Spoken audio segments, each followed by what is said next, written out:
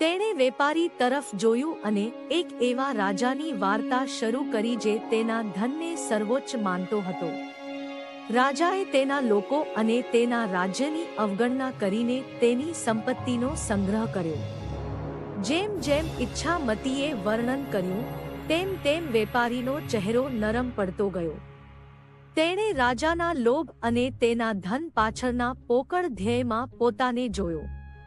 ઈચ્છામતીના શબ્દો એક અરીસાની જેમ તે સત્યને પ્રતિબિંબિત કરતા હતા જેને તેણે લાંબા સમયથી અવગણ્યું હતું. ઈચ્છામતીએ પોતાની વાર્તામાં ઉદારતા, સહાનુભૂતિ અને માનવ જોડાણના મહત્વના વિષયોને વણી લીધા. તેણે નદીના અવિરત પ્રવાહ વિશે વાત કરી જે જીવનના સતત પરિવર્તનનું પ્રતીક હતું, અને શહેરની કાયમી ભાવના જે સમુદાયની શક્તિનો પુરાવો હતો. જ્યારે ઈચ્છામતીએ પોતાની વાર્તા પૂરી કરી ત્યારે વેપારી અંદરથી સંપૂર્ણ બદલાઈ ગયો હતો.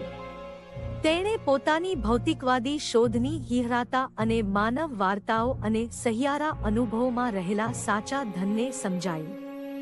તેણે ઈચ્છામતીનો તેની શાણપણ બદલ આભાર માન્યો અને અન્યના જીવનને બહેતર બનાવવા માટે તેની સંપત્તિનો ઉપયોગ કરવાની પ્રતિજ્ઞા લીધી. ઈચ્છામતીની ખ્યાતિ સમગ્ર દેશમાં ફેલાઈ ગઈ.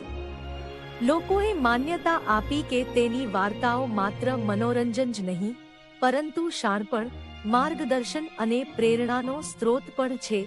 તેણે તેઓને તેમની સંસ્કૃતિને જાળવવા, તેમના ભૂતકાળનું સન્માન કરવા અને તમામ વસ્તુઓની આંતરિક રીતે જોડાયેલી ભાવનાને સ્વીકારવાનું મહત્વ શીખવ્યું. અને તેથી ગુજરાતની વાર્તાકાર ઈચ્છામતી પોતાની રીતે એક દંતકથા બની ગઈ. તેની વાર્તાઓ વહેતી નદીની જેમ પેઢીઓના હૃદય અને દિમાગને પોષવાનું ચાલુ રાખતી હતી.